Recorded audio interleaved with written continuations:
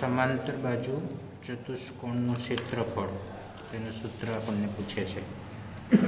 समांतर बाजू चतुष्कोणનું ક્ષેત્રફળ બરાબર પાયો ગુણ્યા વેગ। समांतर बाजू चतुष्कोणનું ક્ષેત્રફળ तो चैप्टर नंबर 9 છે।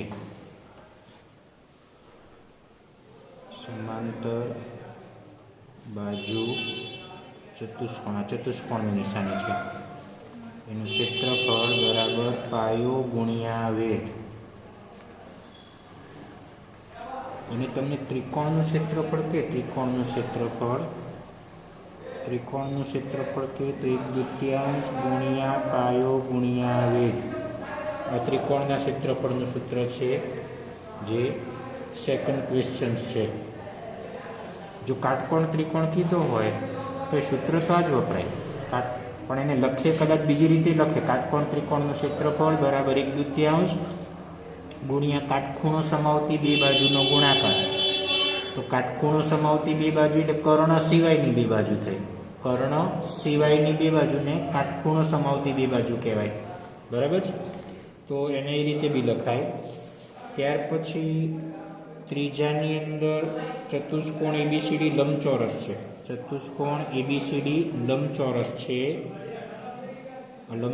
છે એમાં એબી છે 10, એબીસીડી એમાં એબીનું માપ છે 10 અને એરિયા ઓફ એબીસીડી, ચતુષ્કોણ એબીસીડીનો એરિયા તમને એટલે કે એનું ક્ષેત્રફળ આપ્યું છે 150 સેમી²।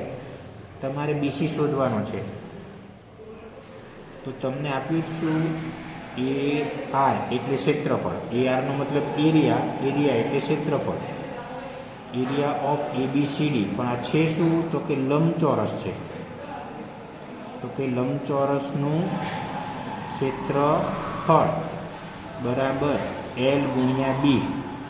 લંબચોરસનું ક્ષેત્રફળ એલ ગુણ્યા બી, જેમાં આને આપણે એલ કહીએ, એ બીને એલ કહીએ તો એ 10 અને બી શોધવાનું અને ક્ષેત્રફળ તમને આપ્યું છે 150।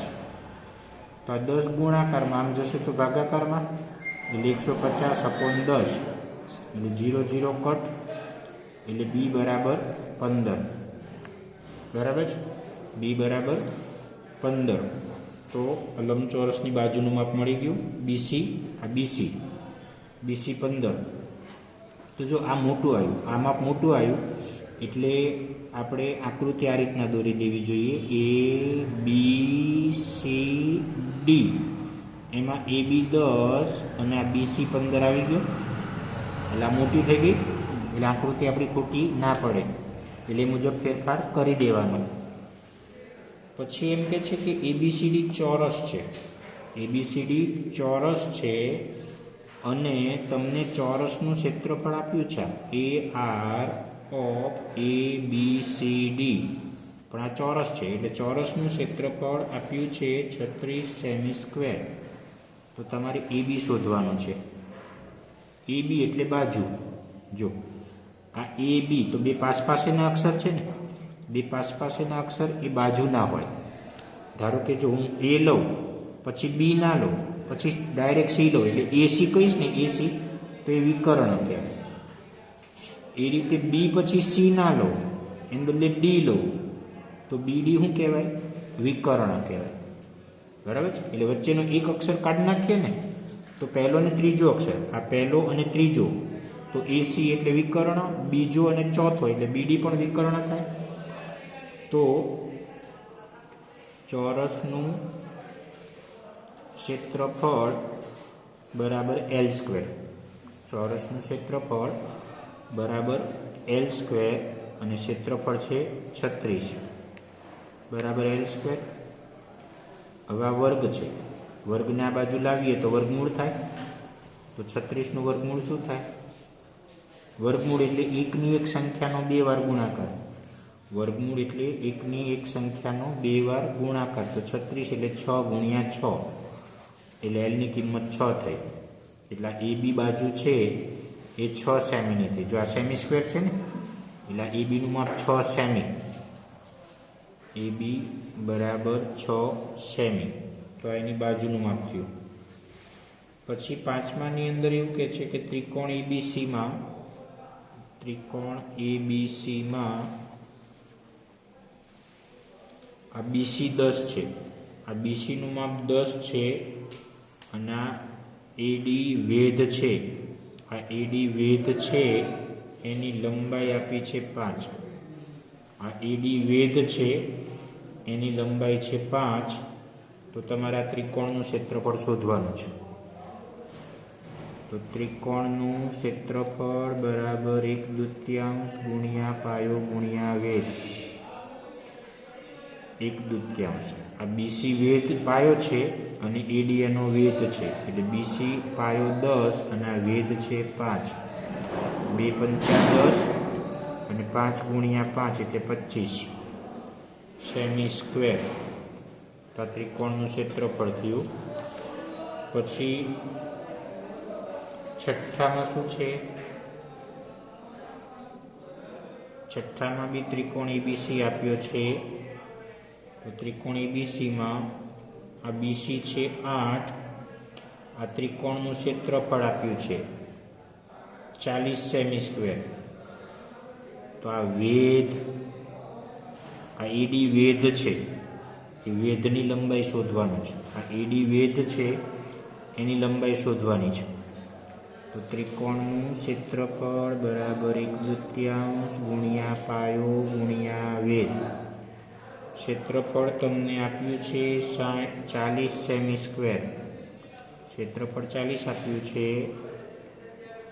આ BC પાયો છે જે આપણને આપ્યો છે 8. આ AD વેધ છે જે આપણે શોધવાનો છે. તો 2 ચોક 8 થાય. 4 ગુણાકારમાં આમ જશે તો ભાગાકારમાં, એટલે 40/4 બરાબર વેધ. તો 40 ને 4 વડે ભાગો તો 10 થાય, એટલે વેધનું માપ થયું 10. બરાબર, વેધનું માપ થયું 10.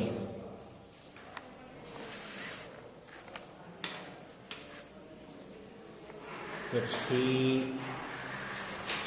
સાતમાની અંદર ત્રિકોણ PQR છે, એમાં કર્ણ PR બરાબર 12. ત્રિકોણ PQR છે એમાં કર્ણ PR છે. આ PR કર્ણ છે, તો Q કાટખૂણો હોય, આ કર્ણ, તો આ કાટખૂણો હોય. એમાં PR છે 12.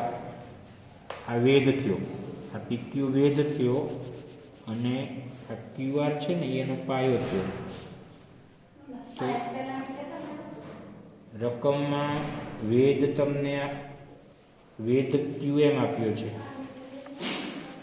આ PR 12 છે અને વેધની લંબાઈ 6 છે. તો આના ઉપર વેધ દોર્યો છે અને આ વેધની લંબાઈ 6 છે. તો ફરીથી ત્રિકોણનું ક્ષેત્રફળ બરાબર 1/2 ગુણ્યા પાયો ગુણ્યા વેધ.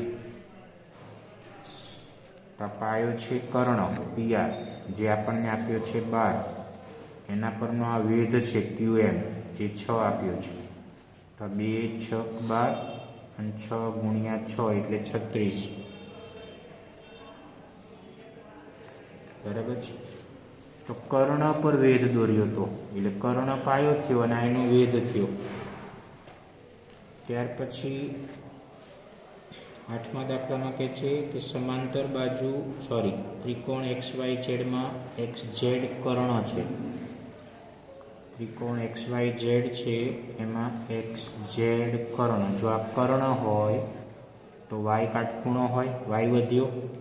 હવે XY છે 8, આ XY છે 8, આ YZ છે 12. તો તમારા ત્રિકોણનું ક્ષેત્રફળ શોધવાનું છે.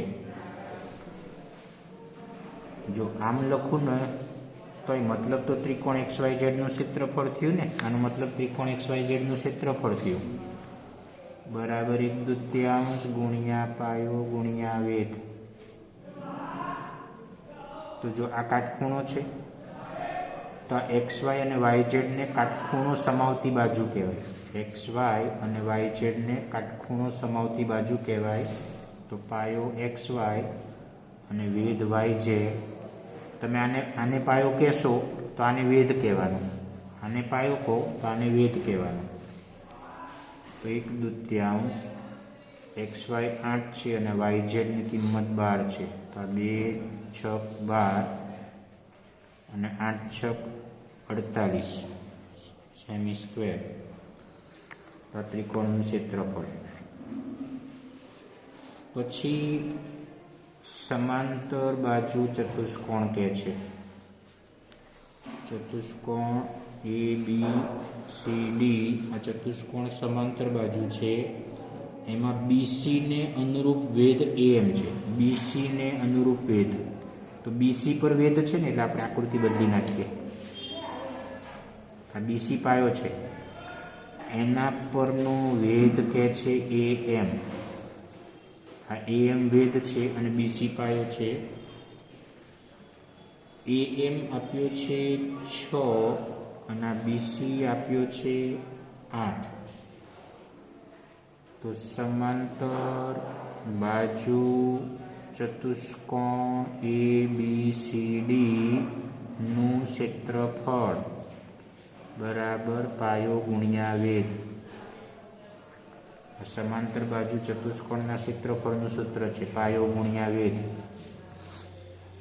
તો આ બીસી પાયો છે જે 8 છે, ના વેધ છે એ 6 છે, એટલે 8 6 48 6 48 સેમી સ્ક્વેર. બરાબર છે. પછી આ 10મું